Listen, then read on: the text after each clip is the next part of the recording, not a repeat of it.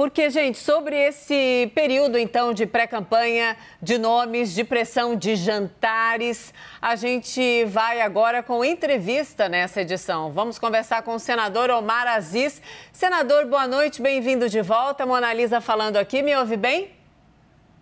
Ouço bem, Mona Lisa. Boa noite a você, Mona Lisa. Boa noite ao Caio. E boa noite principalmente aos telespectadores que costumam te assistir diariamente. É isso aí, sem eles nós não estaríamos aqui. Senador, não estaríamos aqui, nem eu, nem você. Sem dúvida. Senador, muito obrigada pela gentileza de conversar conosco. Senador, vamos lá. O senhor esteve ontem, no jantar, então, com o ex-presidente Lula. Hoje o senhor publicou nas redes sociais, estava vendo agora há pouquinho, que conversar com o Lula, o senhor diz nas redes sociais, é debater um projeto sobre o Brasil. Mas o presidente do partido do senhor não diz o mesmo com tanta clareza.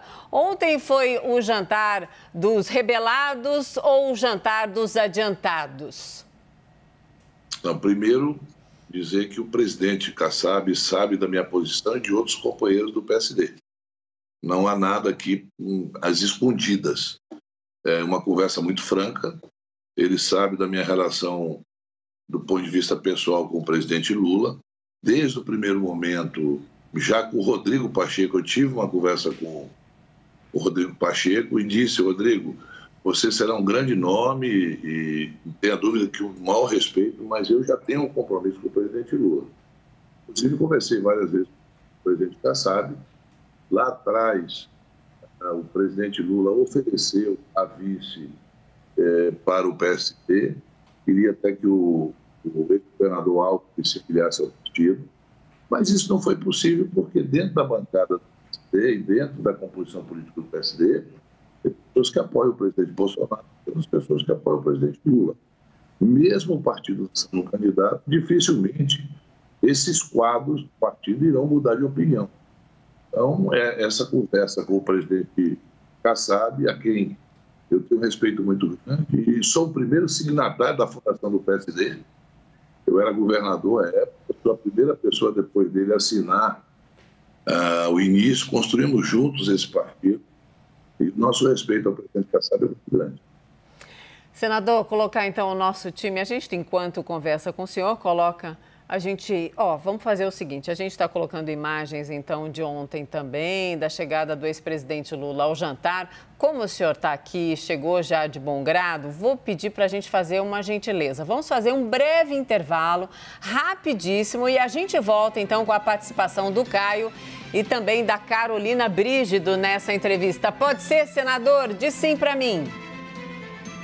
Disposição, muito obrigada. Então é isso, intervalo rapidinho, você toca a sua rotina aí e volta para acompanhar a sequência dessa entrevista importante sobre o jantar de ontem com o ex-presidente Lula e todas as repercussões e especulações também. A gente volta daqui a pouquinho, até já.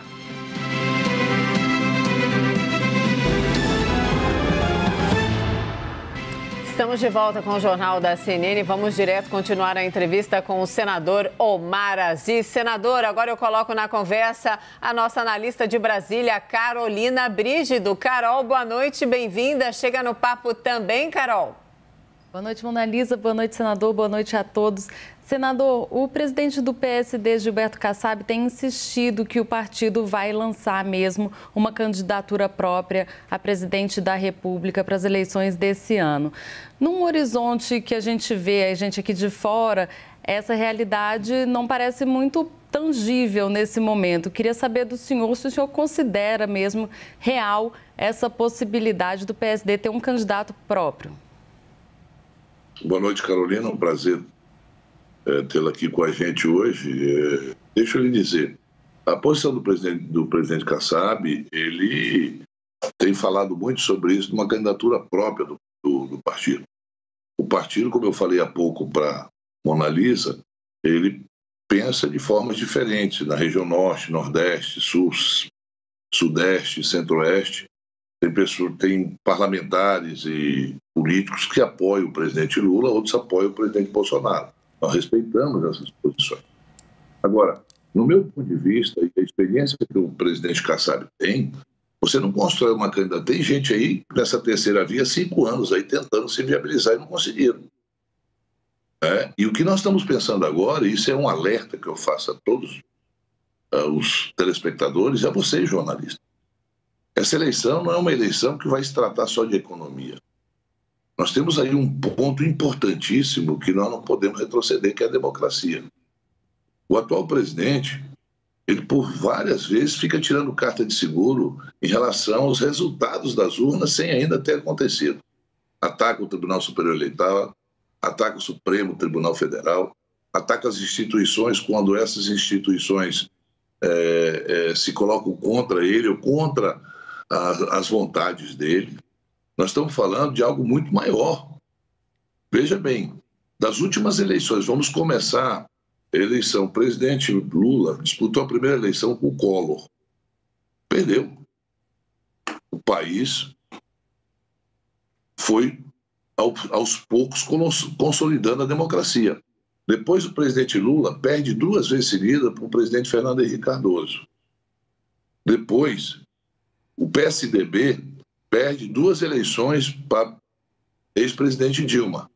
Então você tem aí 5 eleições diferentes que não eram inimigos, eram adversários políticos, mas tanto o PSDB, que fazia um contraponto ao PT e vice-versa, tinha opiniões diferentes em relação à privatização, estatais e uma série de outras coisas, mas existia um discurso único: a democracia tem que prevalecer.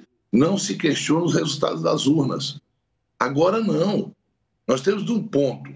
E aí eu conclamo as forças democráticas do país. Aqueles que realmente querem que a democracia prevaleça. Porque as outras discussões nós vamos ter sobre a questão econômica, sobre a fome, a miséria que assola o país. Isso nós teremos, não tenha dúvida.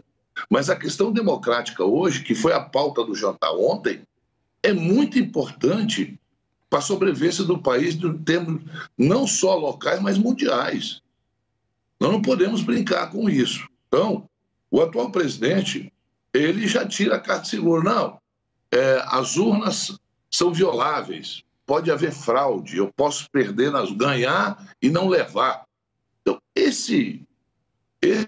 essa narrativa golpista está no subconsciente de muitos que o cercam. Eu digo de muitos, não de todos. Eu estou dizendo de muitos. Então nós não temos uma eleição, a eleição Lula-Serra, a eleição Lula-Alckmin, uma eleição Lula-Collor, uma eleição Dilma-Aécio, uma eleição Dilma-Alckmin. Nós temos uma eleição em que as forças democráticas têm que se juntar contra qualquer indício de possível golpe democrático no país, não respeitando as urnas e a vontade popular. O governo do presidente Bolsonaro vai ser julgado. Vamos lá. Na área de saúde, desastre total. Vamos para a área de segurança pública. As facções tomaram conta das cidades brasileiras. As facções é que comandam hoje. Eu esperava um pouco mais desse presidente em relação à economia e em relação, principalmente, à segurança pública, que é o que nos deixa mais preocupados. Você nunca viu tanta gente nas ruas brasileiras, senhores, senhoras com uma criança no braço, pedindo comida. Nós não estávamos acostumados a isso. São Paulo hoje, capital de São Paulo hoje, tem 60 mil famílias morando na rua. Manaus está lotado das esquinas de pessoas. Eu já vi, eu faço política há muito ano, Mona Lisa Carolina, muitos anos. Pobreza sempre tivemos. Sempre haverá pobreza no Brasil e em qualquer lugar do mundo. Mas a miséria, não. A pessoa não tem um prato de comida no dia, não. Então, a proposta do presidente Lula em relação a isso, eu acho que é isso, e eu disse isso claramente, que nós temos que focar em relação à alimentação. Nós tivemos retrocesso na área social, nós tivemos retrocesso na construção de casa. Só para você ter uma ideia, eu fui governador, Carolina. Eu construí só no local, 10 mil casas do Minha Casa Minha Vida. Só num local. Eu fiz 30 mil casas em 4 anos e 10 mil foi no local só. 10 mil casas é maior do que quase 50% dos municípios brasileiros, que tem 5 mil habitantes, 10 mil habitantes. Então, nós não estamos tratando. Por isso que eu digo, o presidente Kassab tem todo o direito de pensar em ter uma candidatura própria. Senador, colocar o Caio Junqueira também na conversa, perdão, interrompê-lo. Eu só estava tentando explicar. Ficou claro, ficou bem claro. Até para que a gente possa amarrar essa conversa melhor. Caio, chega no papo também, por favor, Caio. Boa noite, senador. Vamos lá, eu queria tocar sobre um aspecto específico da relação Congresso e Executivo. O ex-presidente Lula é um crítico dessa, digamos assim, captura do orçamento pelo Congresso Nacional e pretende rever isso, já disse que pretende rever isso, não só ele, como outros integrantes do Partido dos Trabalhadores. Ele terá o apoio, por exemplo, do senhor e dos participantes do jantar, que majoritariamente ali integram o Congresso Nacional? Nós avançamos muito em relação a essa questão de emendas parlamentares, que hoje tem emendas impositivas. Se cumpre, aquilo que se aprova tem que ser cumprido pelo presidente da República. Nós não podemos ficar à mercê também do que o Executivo decidir, como se o Congresso não existisse. Muitos de nós parlamentares nos elegemos com compromissos assumidos em municípios e no Estado como um todo. Lógico que a gente não diz, olha, eu vou fazer isso, eu vou construir. Não. Eu vou tentar trazer recurso para construir uma estrada, porque ela é um instrumento de escoamento de produção, principalmente na minha região, em que a gente não consegue asfaltar a BR-319. Então, essas questões, Caio, lógico que o presidente Lula foi presidente 8 anos, tem uma experiência muito grande. Ele não vai encontrar um Congresso que era o Congresso até 2010, quando terminou o mandato dele. Nós estamos falando de um Congresso 12 anos depois, né? Um Congresso que muitos deles foram investigados, foram denunciados, mas que não se provou absolutamente nada e continuou na ativa política. Então, essas questões, Caio, em relação a RP9, a não sei o quê, essas questões que são colocadas, lógico, nós podemos ter tudo isso dando a transparência necessária. Não é crime um parlamentar tentar conseguir recursos para o Estado dele ou para os municípios que compõem o Estado dele. É uma obrigação do parlamentar fazer isso. Até porque, muitas vezes, o presidente da República, o executivo maior, ele pensa no macro. Então, ele pensa em construir uma ferrovia, ele pensa em construir portos para dar uma infraestrutura e uma logística melhor. Nós, parlamentares, pensamos nisso também, mas também nós pensamos que o município A ou B precisa de água encanada, porque a produção de água não tem tratamento. Então, essas questões nós vamos ter que tratar. Lógico que cada um tem o seu pensamento. Eu tive essa conversa, nós tivemos essa conversa ontem, tivemos uma conversa muito aberta, o presidente ouviu mais do que falou. Aliás, até brincou, olha, eu tenho a orelha caída porque eu ouço mais do que falo. E o presidente é um homem experiente, um homem que vem da mesma forma como ele vem da luta sindical, eu venho da luta estudantil. Nós lutamos pela democratização do Brasil no final da década de 70 e início da década de 80. Então, a gente aprendeu, eu falo bastante, mas eu ouço muito mais do que falo. Até porque, quando você vai negociar como líder estudantil com os estudantes, ali todos são iguais. Quando o Lula negociava com os sindicalistas, todos são iguais. Então, essa experiência você leva para a vida e traz para a política. Por isso que eu disse há pouco, Caio, o que está em jogo não é só a questão do desemprego, não é só a questão da fome que está entrando na casa, no lar de milhões de brasileiros. Não é a questão da logística, da infraestrutura, mas principalmente nós temos uma eleição totalmente diferente desse lado. Um democrata que quer continuar consolidando a democracia e do outro lado, uma pessoa que pensa no retrocesso democrático que o Brasil alcançou até agora. Senador, eu quero fazer uma última pergunta rapidinha e preciso que o senhor seja mais rapidinho, perdão, não dá tanto tempo nessa entrevista, pode ser? Agora. Lá na CPI, o senhor sempre valorizou demais, fez deferências importantes para o trabalho das mulheres ali na CPI. Uma das integrantes, né, digamos assim, informalmente, foi a senadora Simone Tebet, pré-candidata do MDB, que ontem muita gente disse que ficou ali, claro, constrangida com o que seria, então, uma revolta pontual de caciques do MDB que não aceitam, e o senhor estava também nesse encontro. O senhor quer aproveitar a entrevista para mandar algum recado, então, para a senadora Simone Tebet, mesmo sendo de outro partido? Enfim, ficou algum mal-estar depois? Independente de partido político, a Simone Tebet tem o meu respeito absoluto. Foi uma companheiraça. Aliás, todas as mulheres guerreiras ali na CPI que se expuseram, foram à luta, tentaram ajudar ao máximo, e acho que foi um dos grandes ganhos foi a participação delas, porque nenhuma delas foi indicada pelos seus partidos, mas nós abrimos esse espaço. O que eu disse, e digo aqui, isso eu disse, nós temos que respeitar a senadora Simone Tebet.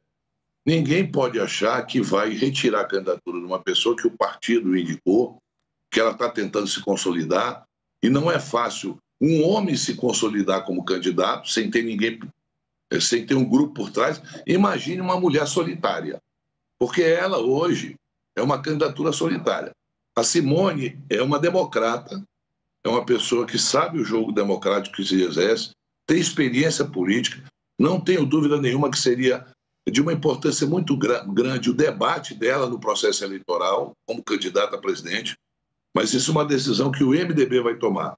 Eu coloquei agora a minha posição em relação ao PSD.